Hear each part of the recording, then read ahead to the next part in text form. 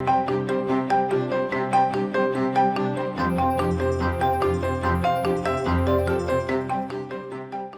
un point sur l'articulation des normes entre elles, sur la notion de la branche, sur la notion de convention collective et d'accord collectif, on va rentrer dans le détail des textes applicables. Je vous disais dans la précédente vidéo, je vous sollicitais pour modifier les textes que nous signons avec nos partenaires, que sont les organisations syndicales représentatives.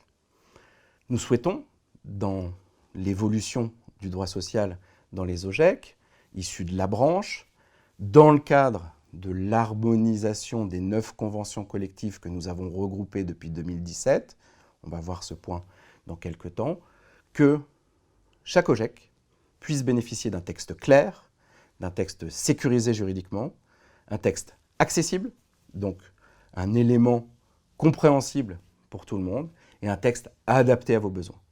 Est-ce qu'il faut créer des CDI d'opération, des CDI de chantier? Est-ce qu'il faut faire de la modulation du temps de travail sur 2 ans, sur 3 ans, sur une période infra-annuelle, sur quelques mois, notamment pour les CDD? Ce sont des sujets sur la table de la négociation. Et en tant que fédération patronale, en tant que fédération des OGEC, nous souhaitons aller un peu plus loin. Et ça, c'est la mission du pôle social aujourd'hui. C'est au-delà de créer du droit, nous allons mettre en place des éléments de communication pour que ce droit soit accessible et compréhensible. Donc ça, c'est tout le travail de documentation que nous sommes en train de mener avec l'ensemble des salariés de la FNOGEC et l'appui des unions départementales et régionales, ou des fédérations départementales et régionales des OGEC. Et nous allons encore plus loin, parce qu'on se positionne dans une logique de service. Nous créons des outils pratiques pour appliquer les textes que nous avons signés de manière sécurisée. Et ça, c'est tout le sens de notre mission de créer des outils numériques insérés dans EasyRH et dans l'environnement Isidore. Un texte assez accessible à tous, compréhensible, c'est notre première mission. Nous avons lancé les travaux d'harmonisation de la convention collective depuis 2 ans.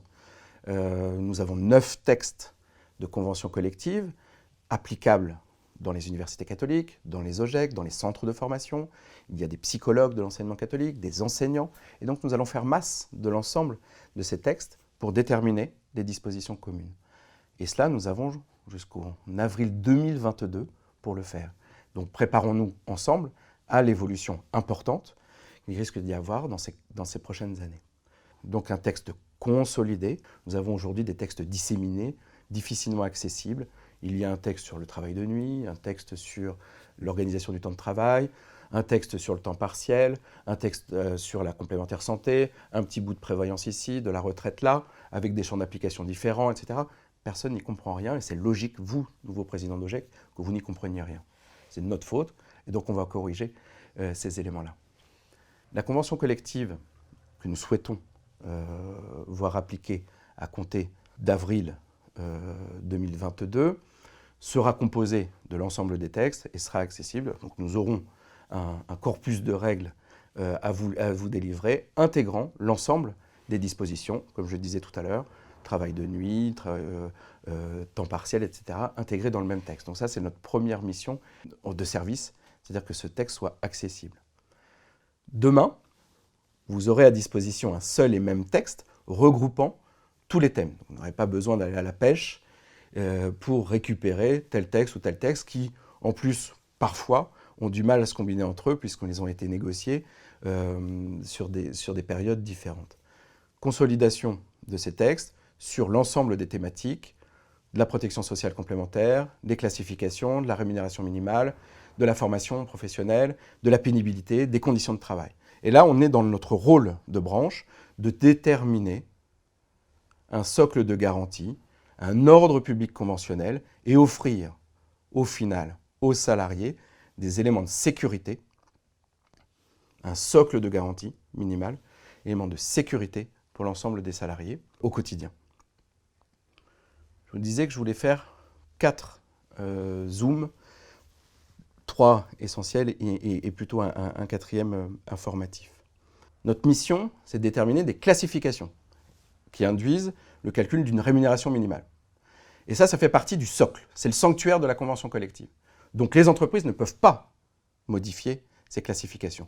Donc vous, président d'OGEC, il faut que vous assuriez que le texte sur les classifications et donc les rémunérations minimales s'applique.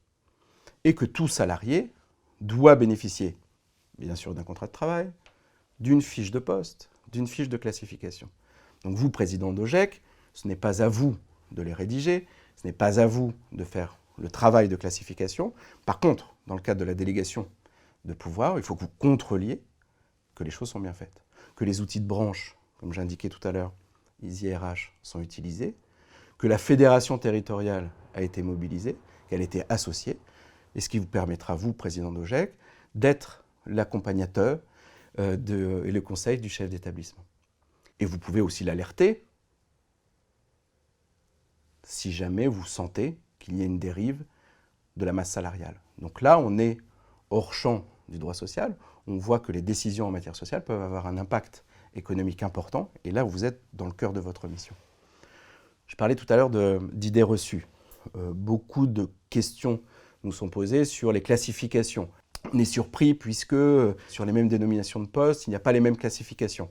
Moi, je poserai la question différemment. Je trouve bizarre, vu notre système de classification, que des postes avec la même définition aient la même classification. Puisque notre système de classification doit prendre en compte la réalité du poste. Et la réalité d'un poste, eh bien, elle est différente selon les missions exercées véritablement par le salarié.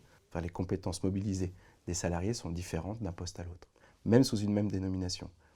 Prenons l'exemple d'une ASEM, par exemple. Il y a plusieurs ASEM dans l'école. Et bien, à qui on donne les clés pour ouvrir, à qui on demande d'accompagner un CAP petite enfance dans le cadre de son stage, et bien là, on voit que le poste n'est pas tout à fait le même, qu'il y a une matière de responsabilité, de communication, d'autonomie. Les choses sont différentes et donc les classifications doivent accompagner la réalité de ce poste-là.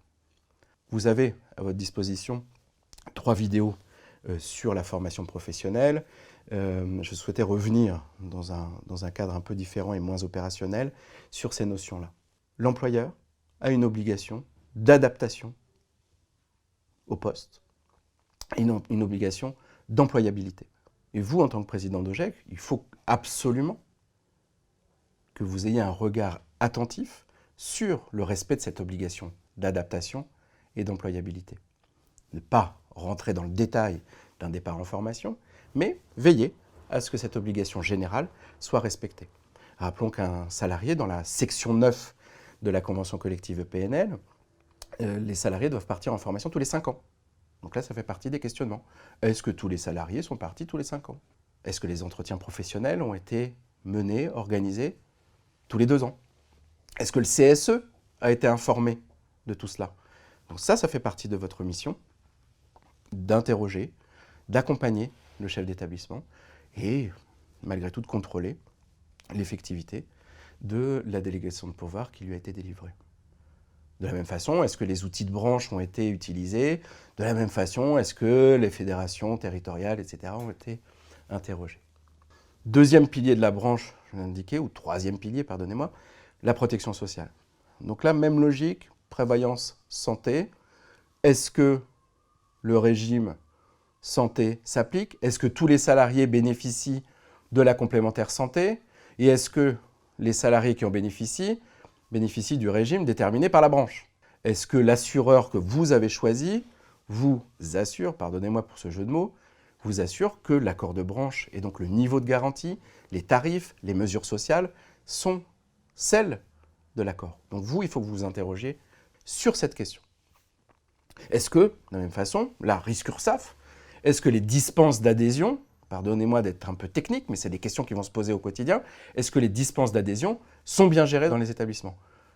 Et la gestion, elle peut être confiée aussi aux applications mises en place par la Fédération des OGEC, ISY-RH, qui a un module spécifique de gestion des dispenses d'adhésion. La prévoyance, c'est la même chose.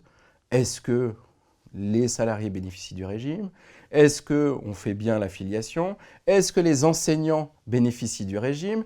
Est-ce qu'on accompagne les salariés et les enseignants lorsqu'ils sont malades, en incapacité, en invalidité? Est-ce qu'on n'a pas une obligation, au minimum morale, d'accompagner malheureusement des situations difficiles en cas de décès, aider les ayants droit. Ce sont des sujets là qu'il faut absolument mettre sur la table. On a des dispositions particulières sur le régime des enseignants. Je vous renvoie à la vidéo de Dorothée Bernard sur le sujet. Il y a des frottements de CSG-CRDS, des difficultés de paiement des cotisations. Et donc, nous sommes là aussi pour vous aider si jamais vous avez le moindre souci.